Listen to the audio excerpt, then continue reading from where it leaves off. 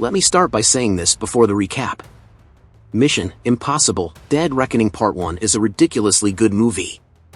Director Christopher McQuarrie, Cruise, and their team have crafted a deceptively simple thriller, a film that bounces good, bad, and in-between characters off each other for 163 minutes, which does not feel long because of the stunningly conceived action sequences in the movie. Ethan Hunt is back to accept another impossible mission. Don't forget to like and subscribe. The movie starts with the Russian submarine Sevastopol preparing to return to Russia after completing 25,000 nautical miles in 74 days, being underwater, undetectable. Deliberately getting close to enemy submarine but avoiding detection because of the magnificent navigation work done by the onboard stealth system, which is operated by two keys combining together. All of a sudden sonar picks up a nearby American submarine. The captain attempts to slip past the sub, but the enemy vessel changes location suddenly from 15 kilometers to 10 kilometers. In response to the situation, he gives order for course correction. But it looks like the American submarine can see the Russian submarine. It has lost the stealth capability. A torpedo is fired from the American submarine and the Russian captain is forced to fire one in return. Seconds before impact, the torpedo headed towards the Russian sub suddenly disappears, and subsequently the American submarine. Relieved by the situation, the captain understands that the equipment was showing wrong data and he gives orders to shut down the torpedo. However, in the meantime the Russian torpedo has changed its course and it's headed directly towards the Russian submarine. The crew is unable to power it down and the Sevastopol takes a direct hit, sinking it and killing everyone on board along with the keys to control the stealth system. In the next scene, movie takes us to Amsterdam where Ethan Hunt receives a new assignment from the IMF. During the briefing, he is reminded of his past when he joined IMF. He recalls a painful memory from his past involving the death of someone he cared about. Ethan's mission is to locate Ilse Faust, who has gotten involved into the situation by stealing one of two keys. The American government has declared her a fugitive and placed a $50 million bounty on her head, and the bounty hunters are looking for Ilse. The intel suggests that they are headed to a remote location in the Arabian desert where Ilse might be hiding with the key. Ethan tracks down the bounty hunters in the Arabian desert somewhere near the Yemen border. Once he locates Ilse, he signals her using compasses' reflected light, but unfortunately the bounty hunters spot him and start shooting at Ethan. Using the cover provided by a sandstorm, he and Ilse eliminate the bounty hunters on her trail, but by the time Ethan fights through them and reaches Ilse's position, she is shot and killed. The movie transitions to a group of key intelligence officers and officials, known as the Community, meet with Director of National Intelligence Denlinger and Eugene Kittredge, newly reinstated as Director of IMF, to discuss the threat posed by the entity, a rogue AI. In the meeting it gets revealed that the entity has gained a measure of sentience and has the potential to access any digital system and distort it. It has accessed the social media, then 6 months ago Saudi Arabia's General Intelligence Facility, and got hold of their top-secret active learning, then vanished into the cloud. After becoming sentient, it has accessed satellite, stock markets and important infrastructures, already breached several important countries' major defense, finance and infrastructures network throughout Europe and Asia. After accessing those systems, it left, leaving its trace in the system without doing anything.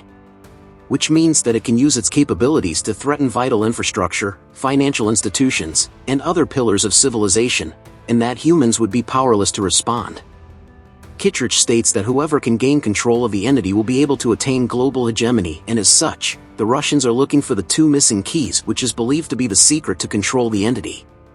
So now with this information, every nation is in the search to look for the keys.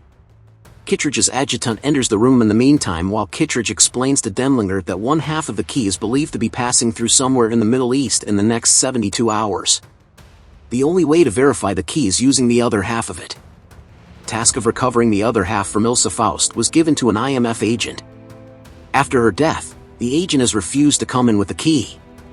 While the officials explain what is IMF to Denlinger, Kittredge's adjutant deploys knockout gas. Kittredge is given a gas mask and remains awake, while the adjutant removes his latex mask to reveal he is Ethan. It is revealed that Ilse is very much alive, as Ethan had faked her death and taken the key. He and Kittredge cannot agree on what to do with it. Kittredge wants to bring the entity under IMF control, while Ethan believes it is too dangerous to exist and seeks to kill it. Eventually, he simply tells his boss that he is going rogue, and that the IMF would be wise to stay out of his way. Kittredge alerts security to Ethan's presence, but gets shot with a tranquilizer dart. Ethan, wearing another mask to impersonate the director, escapes from there and meets with Luther Stickell and Benji Dunn in the international airport at Abu Dhabi, where they have identified the man planning to sell the other key. Ethan tries to follow the man, but the key is suddenly stolen by a woman named Grace, whom Luther discovers to be a prolific thief and con artist. With a team of CIA agents led by Jasper Briggs in pursuit, Ethan convinces Grace to cooperate with him. Meanwhile, Benji is lured away into the airport's baggage area by a suspicious package, which turns out to contain a nuclear bomb. The package was left in the airport by the person Ethan was having flashback of during the briefing. Ethan manages to get a glimpse of him. However, in this chaos, Grace betrays Ethan's trust and boards a plane to Rome with the key, while Ethan only barely manages to evade Briggs and his team. Benji manages to disarm the bomb, but learns that the device is fake and was planted as a means for the entity to analyze him and Ethan, whom it views as a threat. Ethan orders the team to go their separate ways while he tips off the police in Rome to Grace's criminal history. Grace manages to flee from Ethan once he rescued her from the Roman police. But the suspicious man in the airport, Gabriel, is also following Grace. He sent an assassin, Paris, to capture her. This leads to a chase down on the streets of Rome. Paris rams the car Grace was driving, but Ethan arrives there and manages to rescue her. Meanwhile, Jasper arrives there with his team. This leads to a shootout on the streets. In the meantime, Grace tries to flee, but Ethan has handcuffed her with himself. They manage to escape on a car, while being handcuffed with each other. Meanwhile, Roman police, Paris and Jasper start chasing them. They find a safe car to escape, but they get spotted on the traffic cameras, and this leads to another chase. They both manages to escape using the car, but Grace once again outsmarts Ethan and manages to flee. He reunites with Benji, Luther, and Ilsa, who has decided to risk her newfound freedom to help him. They identify Grace's mysterious employer as Elena Mitsopoulos, and both Ethan and Ilsa infiltrate a party thrown by her organization. Grace and Gabriel are also present, and it is revealed that Ethan knew Gabriel from before he joined the IMF. Gabriel explains that he is now an agent of the entity, and wants to obtain both keys to ensure that no one can exploit the AI's weaknesses. Gabriel represents the entity, capable of making countless calculations to manipulate present situations for assured future outcomes. He explains that he doesn't need to obtain the keys at the party because he knows Elena will sell the complete key on the Orient Express the following day. However, for him to obtain the key on the train, either Ilsa or Grace must die. Gabriel threatens Elena, giving her an ultimatum to meet him on the train or face certain death. Ethan pleads with Elena not to give in to Gabriel's demands, but she ultimately complies. Ethan, Ilsa, and Grace escape from the party, but Ethan is fooled by the entity mimicking Benji's voice and walks into an ambush set by Paris. He beats her down but chooses not to kill her. Grace runs into Gabriel, and is quickly overpowered. Ilsa then intervenes, but Gabriel manages to fatally stab her with Grace's knife. Ethan arrives too late, and is suddenly reminded of another woman he failed to prevent from dying at Gabriel's hands. Back at their hideout, Grace finds herself riddled with guilt for Ilsa's death. The team members each explain to her that they were all once in her shoes in the past, living dangerous lives and nearly getting killed before being offered the choice to join the IMF and use their skills to protect the world from the shadows.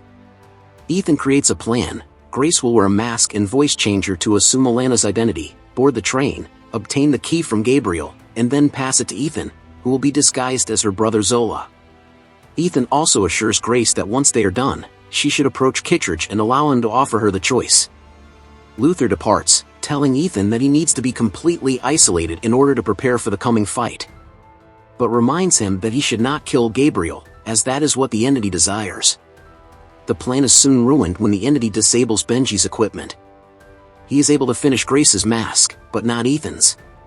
The team is forced to improvise by having Grace go to the meeting alone, while Ethan will access the train via motorcycle. Aboard the train, Grace dons her mask and tranquilizes the real Elena before meeting with the buyer, who turns out to be Kittredge himself. Gabriel sabotages the train's controls via instructions provided by the entity to prevent Ethan from boarding, and meets with Denlinger accompanied by Paris.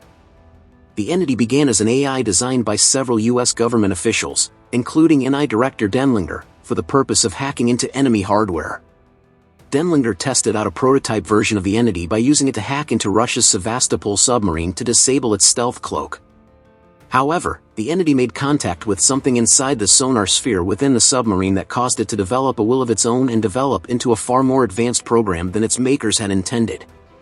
Denlinger requests an alliance with the entity, giving America dominion over the nations of the world, and threatens Gabriel with the knowledge that aboard the wreck of Sevastopol is the AI's source code, the only thing that could endanger its existence. Gabriel slits his throat and stabs Paris, telling her that no one who knows of Sevastopol can be left alive. Grace knocks out Elena using tranquilizer dart and quickly settles into her role, agreeing to sell the keys but then deciding to betray Ethan once more by offering to conclude the deal on the promise that Kittredge uses IMF resources to give her a new identity.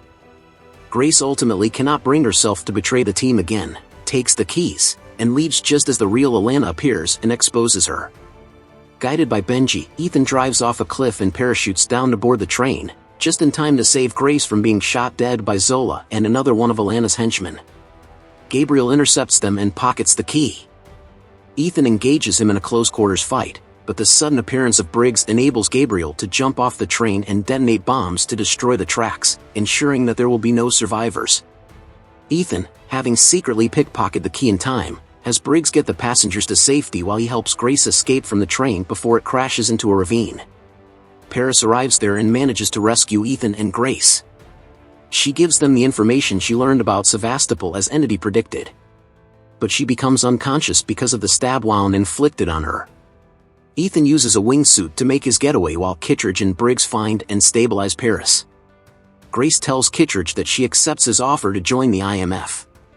Ethan meets with Benji and they set off to find the submarine while Kittredge narrates how the world may not know who Ethan Hunt is, but are now counting on him to stop the machinations of the entity.